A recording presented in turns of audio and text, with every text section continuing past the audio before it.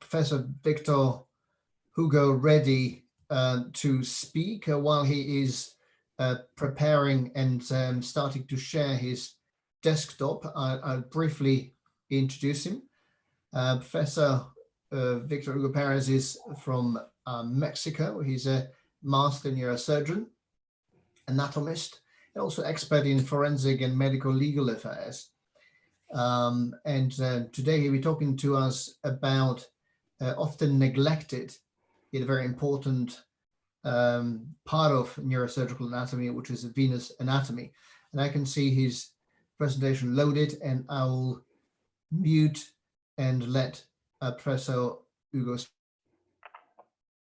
Thank you to all of you. Ahmad and Vlad, I am very happy to be in this important course. Let's start with venous anatomy. I took some text of Albert Rotten to explain the fantastic venous anatomy. Frequent variations in the size and connections of these veins have made it difficult to define a normal pattern. And the nomenclature used to describe the veins has infrequently been applicable to the operative situation. The fact that sacrifice of the major trunks of the deep venous system only infrequently leads to venous infarction with mass effect and neurological deficit is attributed to the diffuse anastomosis between the veins. But I think anatomy of the veins, of the cerebral veins, has not been described as well as we can see in the exercise of doing dissection and injection of cerebral veins. This is the lateral aspect.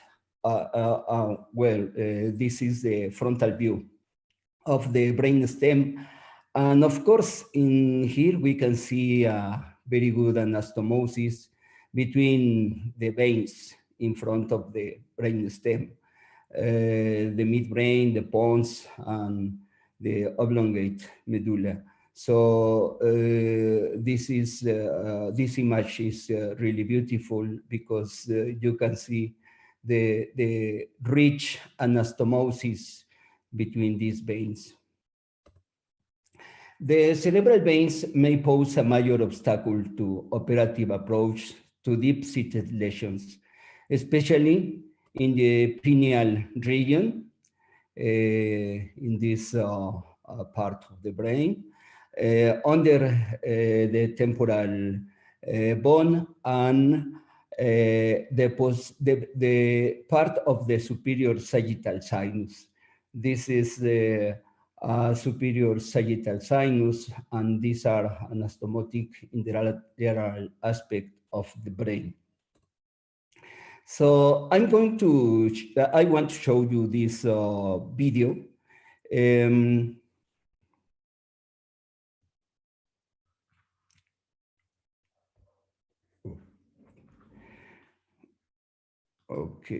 Okay.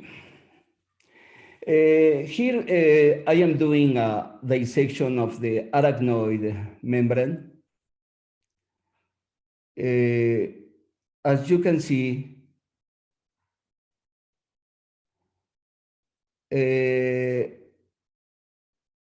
we need to make a careful dissection of the sagittal sinus and the veins that drain into this important structure.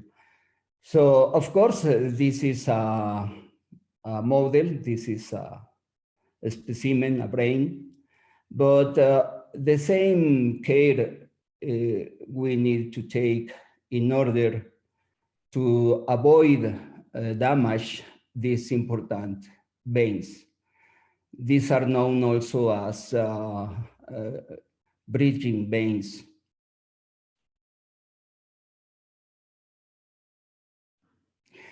especially in dissection of tumors like meningiomas in the sagittal, superior sagittal sinus.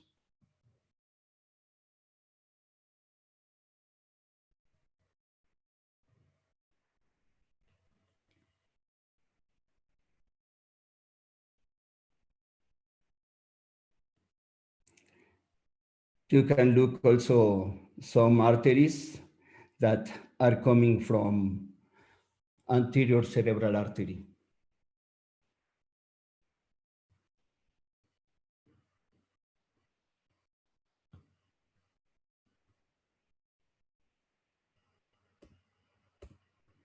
So this is a great meningio. When you need to dissect this lesion, this tumor, we need to take care to preserve this the veins that go into the sagittal sinus. So the superficial veins are distributed in four groups. The first group is the superior sagittal, and this is composed of the veins that drain into the superior sagittal sinus. This is another injection, another brain. We can see here the posterior part and anterior part of the sagittal sinus. And this is and these are some veins draining into the superior sagittal sinus. This extension of veins are known as venous lacunae. The other group is sphenoidal. The sphenoidal group is formed by the bridging veins that empty into the sinuses that course on the inner surface of the sphenoid bone, formed by the terminal ends of the superficial sylvian, and occasionally the deep sylvian veins drains a part of the frontal, temporal, and parietal lobes adjoining the sylvian fissure. The tentorial group of bridging veins drains into the sinuses, coursing in the tentorium, or into the transverse and superior petrosal sinuses in the tentorial margins. The group is composed of the veins draining the lateral surface of the temporal lobe. This is temporal lobe, and occipital lobes. This group includes the temporobasal and occipitobasal veins and the descending veins, including the vein of Lavet from the lateral surface of the temporal lobe. This is another video.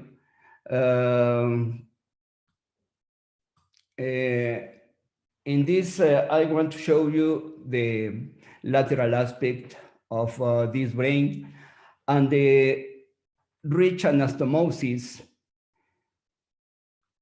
of this group of veins.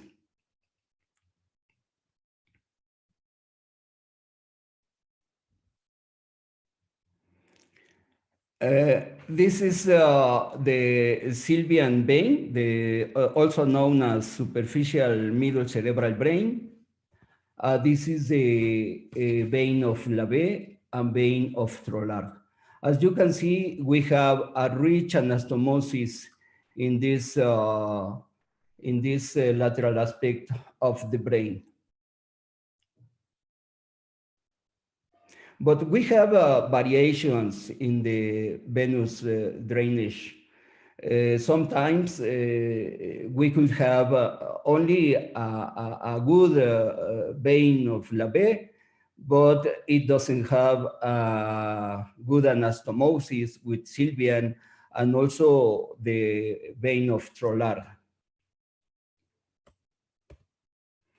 In this lateral aspect of the brain, we can see the vein of Trollard, the frontoparietal vein, this great anastomotic vein, And in here we have the vein of Lavey. So this is a small anastomosis of this vein.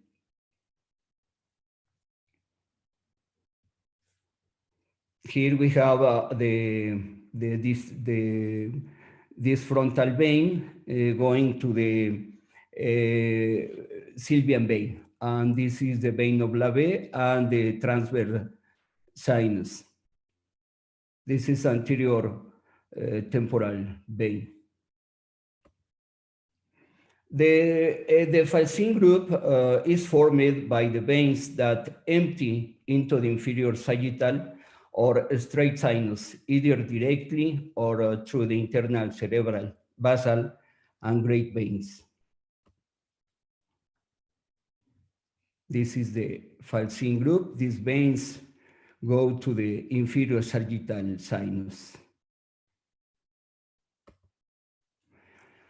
The dural sinuses into which the cortical veins empty are the superior and inferior sagittal, straight, transverse, tentorial, cavernous, sphenoparietal, sphenobasal, and sphenopetrosal sinuses. These sinuses form the terminal part of the superficial cortical venous system. This is a dissection of a brain where we can see the superior longitudinal sinus, the transverse sinus. Here we have the straight sinus, and this is the skull base in its endocranial view. Here we have the confluence of the transverse sinus and the superior longitudinal sinus. Here we have the sigmoid sinus, superior petrosal sinus, inferior petrosal sinus, and cavernous sinus in this part. In this picture, we can see the sellar region, cavernous sinus, the left, the right, and the intercavernous sinus. So doing dissection of these models, we understand much better the anatomy of the venous system. Here we have the straight sinus that go posteriorly to enter to the confluence of these veins, the superior sagittal sinus and transverse sinus. If we advance for dissection, we have two major distributors into the great vein, also known as vein of Galeno or Galenos vein. These are the internal cerebral veins associated with thalamus and the plexus choroides. They travel posteriorly to join this Galenos vein. And the other distributors are basal veins, also known as Rosenthal basal veins. Another view with the superior longitudinal sinus and the transverse sinus. Here we have occipital vein.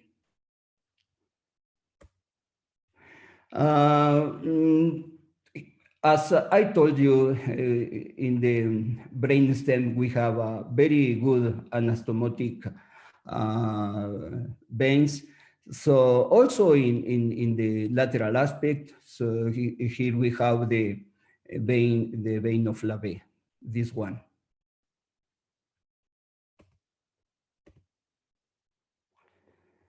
In this brain, I did resection of the gray substance of temporal lobe. And in here we can see the straight sinus, the sigmoid sinus, and where do the vein of Lavey is located. So this is almost 1 centimeter posterior to the junction of a straight sinus and sigmoid sinus. Almost 1 centimeter posterior to this junction, we localize this important vein, the vein of Lavey. And here we have also the middle cerebral artery in first segment, the second, third, and fourth, the cortical arteries, the branches of this middle cerebral artery. The endocranial view of a skull base. If I am doing also some models for residents, especially the in these models made in the scale 1/1, also the skull, not the cranial nerves. In these models, we can see in a schematic view the sigmoid sinus, the superior petrosal sinus, inferior petrosal sinus, clival sinus, and in this part we have the cavernous sinus. These models are made to understand the anatomy of this important region. Here we have the middle fossa, posterior fossa, and here we have some venous affluents to the superior petrosal sinus. The cavernous sinus, anterior clinoidal optic nerve, supraclinous carotid artery, third cranial nerve, fourth, fifth, and the other cranial nerves. So what I want you to see is the venous drainage of in this middle fossa. You can see in here in this brain we do not have a good vein of Lavey. Instead, we have some venous affluents in the inferior part that are coming from the inferior part of the temporal lobe, like this. This is really an interesting feature of venous drainage, because if you are going to make, for example, an anterior petrosal or presigmoid approach to the petrosal region, you need to be very careful because we can damage these veins, and we could have a disaster in the postoperatory or the transoperatory procedure, surgical procedure. In this part of the posterior clivus, we can see the clival sinus. I showed you this picture. This is really nice for the comprehension of the venous system, the deep venous system and the sinus. And this is another model. This is the straight sinus, and the two major distributors to the great cerebral vein, also known as Galeno, vein of Galeno, or Galenos vein. These are the Rosenthal basal veins and the internal cerebral veins. This is another picture of the posterior aspect of the brain, and some occipital veins, the straight sinus, and the venous confluence.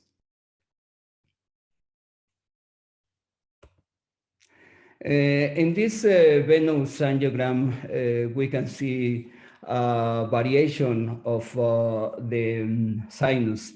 So we have a hyperplastic transverse sinus and also the sigmoid sinus. But we have also an anastomotic sinus that is the occipital sinus. In the other side, we do not have a good transverse sinus. So in the preoperative procedure for some petropelvic lesion, we need to know the state of the venous system in order to avoid a lesion to these important veins. So this model, this is only an example that we should need a very basal approach in order to see the neural and vascular components of the cranial base. If we do not make a good approach, it's difficult to see these important structures. And in that case, we should retract the temporal lobe and could damage the brain. So if we, like in this case, if we make a very basal approach, we are going to see with less retraction of the temporal lobe these nerves. Here we have the fifth cranial nerve, third, fourth, and fifth. Inside the cavernous sinus, the 6 cranial nerves. So this is a model made with silicone and resin. The resin is in scale 1:1 to a real one. So this is another variation in the venous drainage. You can identify very well the variation. This is a hyperplastic transverse sinus. This is a hypoplastic transverse sinus. This is a superior sagittal sinus, the venous lacunae, and this anastomotic vein that goes into the superior sagittal sinus. So the other cranial base sinus is, of course, the cavernous. So here we can see the venous cavernous sinus. So this is the intracavernous carotid artery, and here we have the 6th cranial nerve. I made this dissection to understand the anatomy of the cavernous sinus. Here we have the meningohypophyseal trunk, the tentorial, also known as venas conica cineari.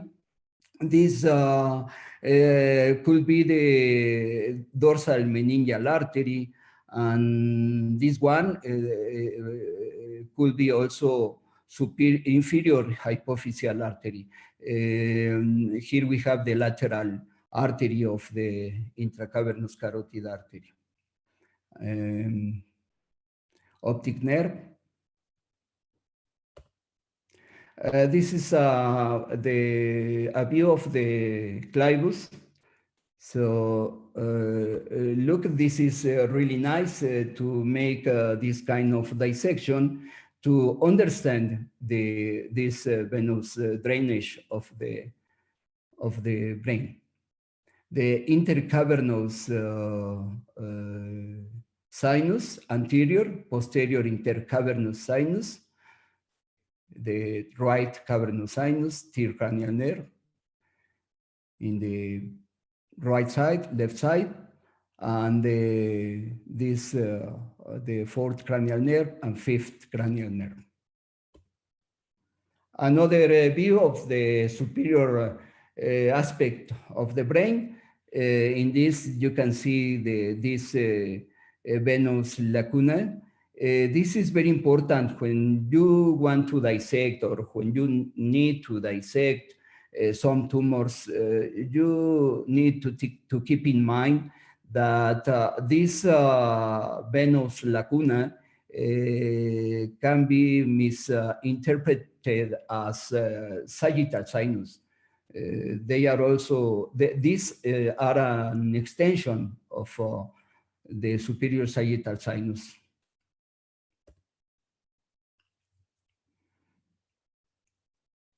Here we have another view of the superior aspect of this brain. Here we have this inferior petrosal sinus. So in order to understand the brain, not only arteries and veins, but the different components of the deep structures of the brain, is important to make a dissection, to make cuts, to stain sometimes this brain. And if you do this kind of dissection, we can understand much better anatomy of the brain. Now with COVID disease, I think it's going to be more difficult to make dissections because we do not know in patients with that died have or not have COVID disease. So, but I think we can do with some care the dissection. Continue with this exercise because it's very important. This is superior aspect of midbrain. In here we can see the basilar artery, its bifurcation in posterior cerebral arteries, and this is the superior cerebellar artery, in this case, in the other cases. So thanks, greetings from Mexico. Hope we could organize the Congress next year. It depends of advance of COVID disease. But best wishes to all of you, and thank you for listening me. This is end. Pérez, thank you very much for beautiful lecture showing us lots of beautiful dissections.